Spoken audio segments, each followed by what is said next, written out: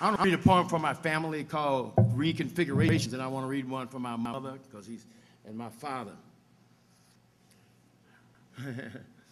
Reconfigurations for the Troupe family, wherever they are.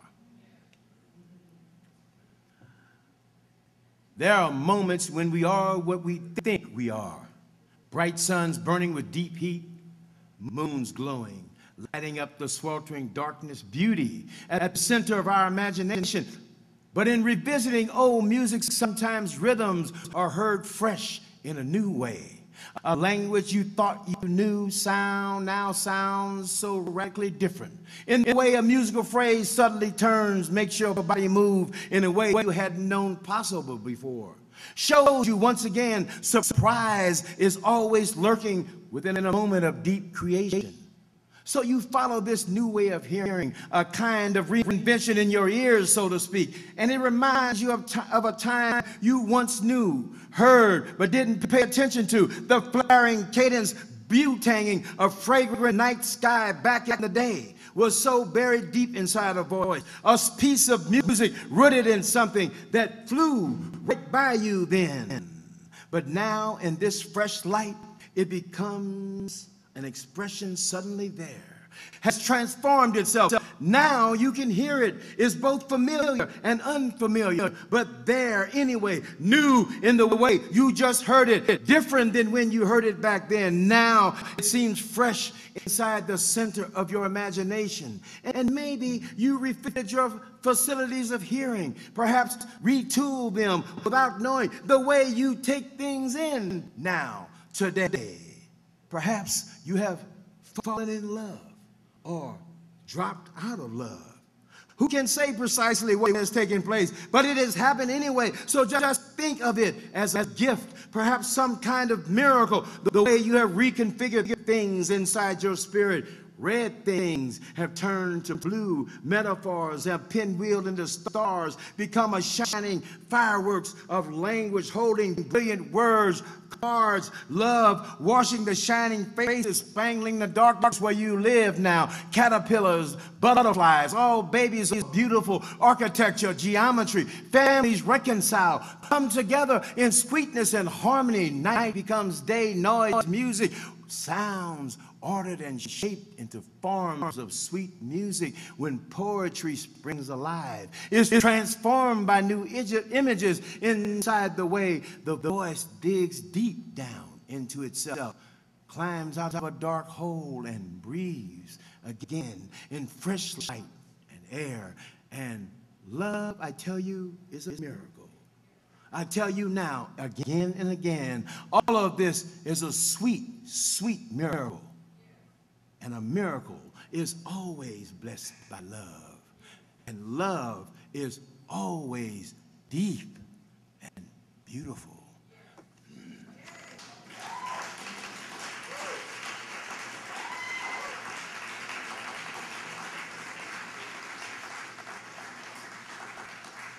Thank you.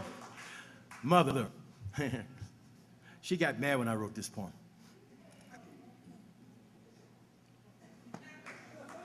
But see, she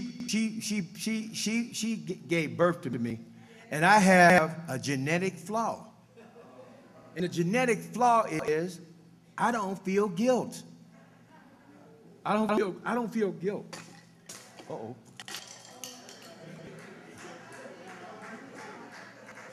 I still don't feel guilt.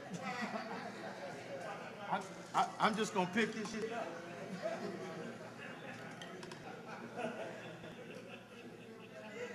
I'm gonna move it over here. Because I don't want to destroy Rasul's shit, you know. He's a great guy, a great trumpet player, and a great person. Mother, for Dorothy Smith Marshall. And it tells a little bit about me in here, too. Because I was a bad kid, you know, growing up in this city. Yeah, I was. When I was growing up, she used to sit in the bathroom each and every morning smoking cool cigarettes, drinking hot coffee, reading newspapers, a hard toilet seat caressing her derriere, reading glasses in place, serious as cancer. The way her eyes devoured everything. Finished old newspaper stacked up high as her waistline when she stood, proud, erect, defiant, all of 5 feet 2 inches tall in high-heeled shoes.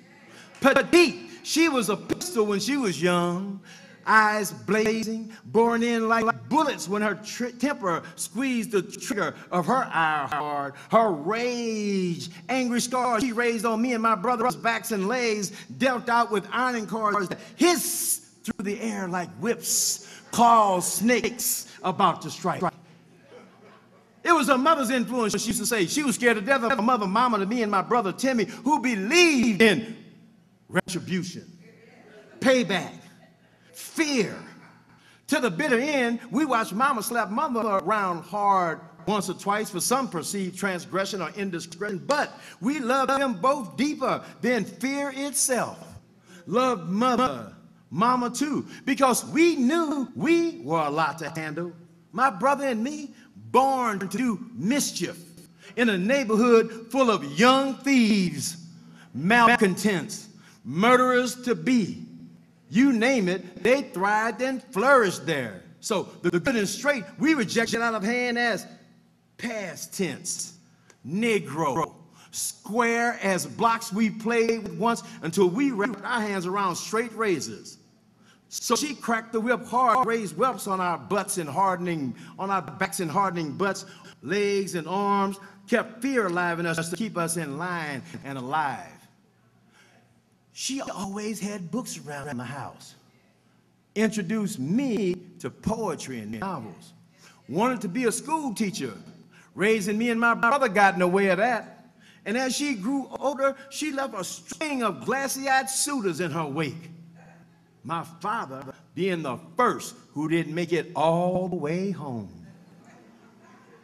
Where her sweet perfume trailed through the air like flowers blooming fresh in springtime, gardenias of lady days, sometimes jasmine or roses. It depended on her mood, but there was always something about her that kept them coming back for more.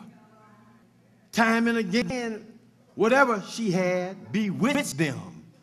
Her charm, maybe, that could be as dazzling as the smile flashing above her sensuous walk that beckoned. Her steps so low, she seemed to float through air. Marani yellow and skin tone plum, cushiony lips, splashed bright red and full smooth. She could call herself a party girl, though she was always much more than this, though she was this too. With a great sense of style, dressed to kill, cock robin, could press pedals to the metal out on the dance floor. She caused heads to spin, swivel on necks like spinning tops whenever she passed, her fragrance tantalizing nostrils trailing behind her like a sweet-smelling, invisible plume. She's in her 80s now, still sits on the toilet stool each and every morning, repeating the same ritual, only now she don't smoke anymore.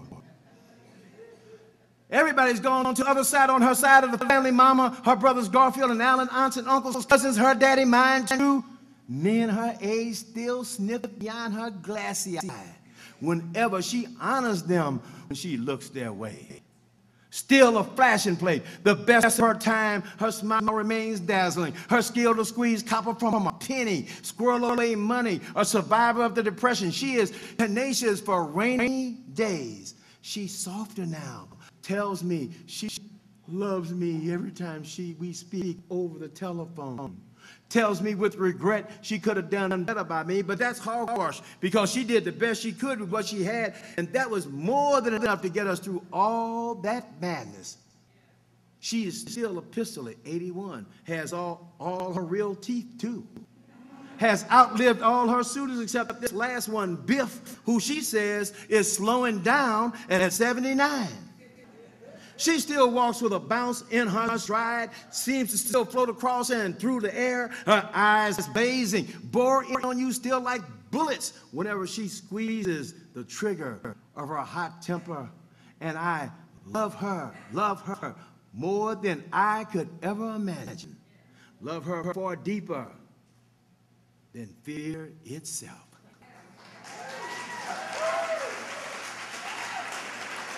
Thank you. Thank you. See?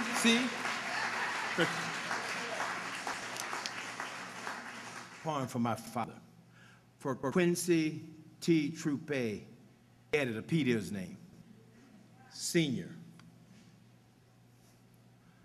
Father, it was an honor to be there in the dugout with you. The glory of great black men swinging their lives as bats at tiny white balls, burning in at unbelievable speeds, riding up and in and out, a curve breaking down wicked, like a ball falling off a high table, moving away, snaking down, screwing its stitch magic into chittering circuit air, its comma seam spinning, chord breakdown, dipping like a hipster, chord breakdown, dipping like a hipster, bebopping a knee-deep stride in the Charlie Parker 40s, wrist curling like a swan's neck behind a slick black back, cupping an invisible ball of dreams. And you there, Father, regal as an African, a Boa man, sculpted out of wood from a sacred tree of no name, no place origin, thick roots branching down into Cherokee and someplace else lost way back in Africa, the sap running dry, crossing from North Carolina into Georgia, inside Grandmother Mary's womb, who was your mother, and had you there in the violence of that red saw. Ink blotter news gone now into blood and bone graves of American blues, sponging rococo, truth long gone as dinosaurs. The aging orange landscape of former names, absent of African polysyllables, dry huts consonants there now in their place. Names flat as polluted rivers. And then the guitar string smile, always snaking across some virulent American redneck's face, scorching like atomic heat, mushrooming over Nagasaki and Hiroshima, the fever-blistered shadows of it all, inked as body etchings into sizzle concrete. But you there, Father, through it all, a yardbird solo, riffing on bat ball glory, breaking down all fabricated myths of white Major League legends of who was better than who, beating them at their own crap game with killer bats as Bud Powell swung his silence in the beauty of a Josh Gibson home run, skittering across piano keys of bleachers, shattering all manufactured legends up there in lights, struck out white knights on the risky, slippery edge of amazement. All the miraculous truth slipping through, steeped and disguised in the blues, confluencing like the point at the cross when a fastball hides itself up in a shimmying slider curve, breaking down and away in a wicked slide grin curved and broke down like the back of an ass-scratching Uncle Tom, like